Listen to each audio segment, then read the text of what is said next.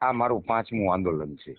આ એ તમે કીધું મને. બરોબર છે. દિલ્હી સુધી. હા, અત્યાર સુધીમાં મારો ઇતિહાસ જોઈ લ્યો. અત્યાર સુધીમાં હું સ્વખર્ચે દરેક જગ્યાએ ખેડૂતોને લઈ ગયેલો છું. દિલ્હી લઈ ગયેલો છું, સુરત લઈ ગયેલો છું, બારડોલી લઈ ગયેલો છું, કરમસદ લઈ ગયેલો છું. ટૂંકમાં નિલેશભાઈ, તમે જે આ વાત કરી ને પહેલા મને તમે કરી હતી, તમે ખેડૂત હિત માટે છો અને ખેડૂત તમારા હૃદયમાં વસેલો છે. મારા કેરેક્ટર ઉપર એક વસ્તુ હું બહુ સ્પષ્ટીકરણ કરું આજે તમને ફરી વખત, કે મારા કેરેક્ટર ઉપર દાગ લગાવવો એ બહુ અઘરું છે. કારણ કે હું અહીંયા સામાજિક સંસ્થાઓ સાથે જોડાયેલો છું, સમાજ સાથે મારો જોડાયેલો છું, વર્ષોથી કામ કરું છું, સિવિલ હોસ્પિટલમાં જોડાયેલો છું, NGO સાથે જોડાયેલો છું. બરોબર છે.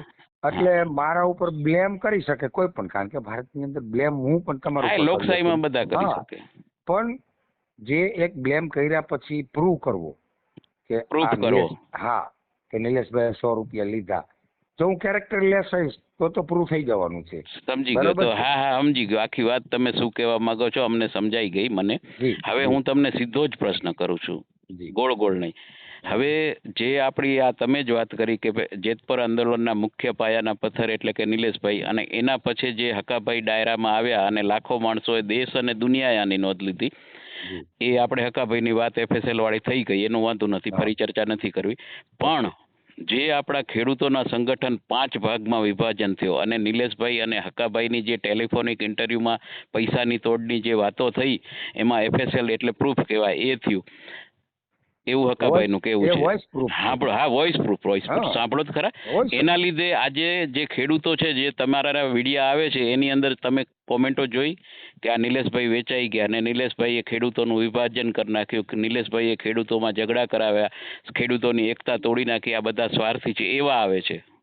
એનો શું જવાબ આપશો? તમારો જેવડો પ્રશ્નનો સમય હોય છે ને એવડો મને જવાબ નું આપવો પડે ને, એ તમે નથી આપતા. હા, બોલો બોલો. તમે જે વાત કરી છે 100% તમે તમારી રીતે સાચા છો. કોમેન્ટો આવતી હોય,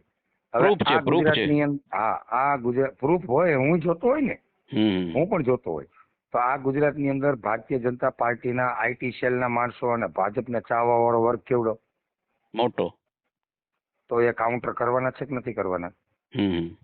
એ ક્રોસ મેસેજ નાખવાના છે કે નથી નાખવાના? કારણ કે એને તો કઈ કરવાનું જ નથી, એને આંદોલન નથી કરવાનું, એને ખેડૂતને આપવાનું નથી. એને તો ફક્ત ને ફક્ત આ ગુજરાતમાંથી કોઈ અવાજ ઉઠાવે, કોઈ પણ, પછી કમલેશભાઈ ઉઠાવે કે નિલેશભાઈ ઉઠાવે, એમને કાઉન્ટર કરવાના છે, એને વિભાજિત કરવાના છે. કેમ કરીને આ ખેડૂતો દિશાહીન થાય, આ આંદોલન કેમ વિખાય, એમાં રસ છે, બ્લેમ કરવામાં રસ છે. સરસ સરસ. જો નિલેશભાઈ ઉપર બ્લેમ થતા હોય તો હું કહું થવા જ જોઈએ, લોકશાહીમાં ગમે તેના ઉપર થવા જોઈએ, અને ગમે એના ક્રોસ વેરિફિકેશન અને મેસેજ થવા જ જોઈએ. ઓકે, ચલો, ઈ સમજી ગયા. આ ભારતની અંદર હું એમ કહું છું કે આજે 1 લાખ સ્કૂલો બંધ થઈ છે, તો એના વિશેનો કેમ એક મેસેજ નથી મૂકતા? આપણો ભારત દેશનો GDP આટલો ડાઉન થઈ ગયો છે, તો એના વિશેનો કેમ ટોકિંગ નથી કરતા? આજે ખેડૂતોનું ખાતર મોંઘું થઈ ગયું છે, તો એના વિશેનો કેમ બ્લેમ નથી કરતા? બિયારણ ડુપ્લિકેટ આટલા વેચાય છે, તો એનો બ્લેમ કેમ નથી કરતા? જ્યારે ખેડૂતોને પાણી જોઈએ છે ત્યારે પાણી નથી મળતું ઉનાળે કેનાલોમાંથી, તો એનો બ્લેમ કેમ નથી કરતા?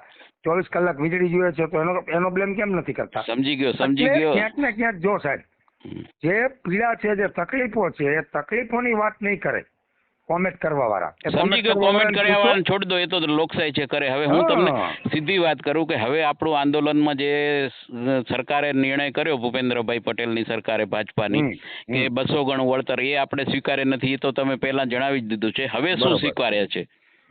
અમારી જો પેલી 6 મુદ્દા કેશો વળી તમે મને? એ નહીં, ટૂંકમાં જ કહો.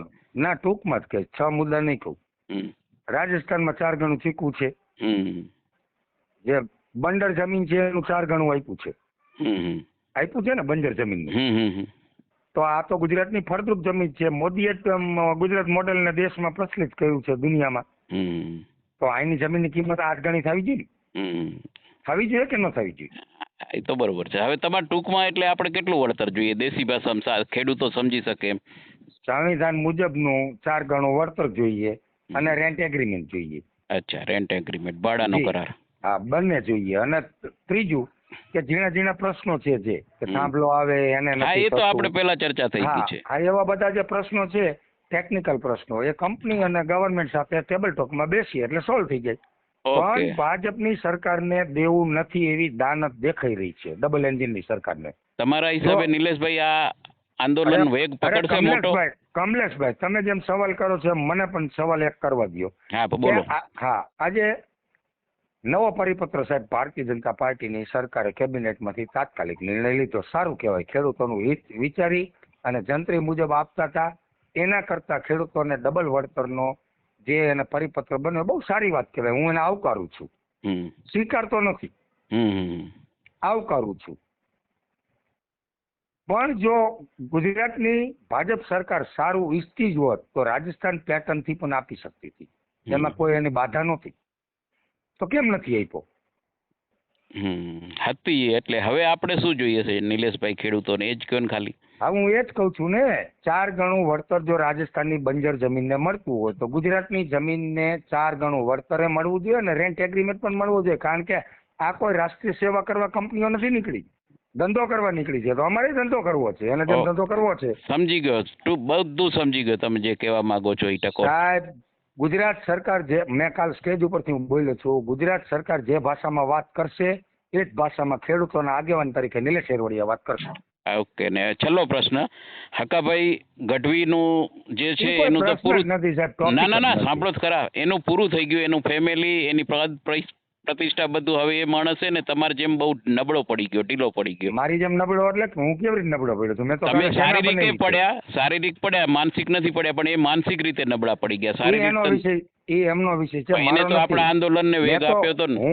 હું તો 20 દિવસ આંદોલનમાં આમરણાંત ઉપવાસ ઉપર બેઠો તો એટલે શારીરિક નબળો છું. હા, એ તો 5.5% લોહી થઈ ગયું તું, મને બરાબર છે. બાકી હું નબળો પડું જ નહીં, કારણ કે મેં તો જાહેરમાં મેં તો એલાન કરેલું છે કે મારો છેલ્લો શ્વાસ ખેડૂતને સમર્પિત છે. સમજી ગયો. તો એટલું આ તમે પ્રેમ બહુ કરો છો તો હકાભાઈ ને મિત્ર કહો છો તો એને એક કહી દો ને કે હકાભાઈ ચિંતા ના કરતા, જે હતું એ પૂરું થઈ ગયું, એટલું તો કહી શકો ને. કેમ પણ હું કહું, એ એની રીતે રાઈટ હશે, એને કરવા દો જે કરવું હોય. ઓકે, ચલો થેન્ક યુ. પાટનગર સંદેશમાં કમલેશભાઈ પટેલને ઇન્ટરવ્યુ આપવા બદલ ધન્યવાદ.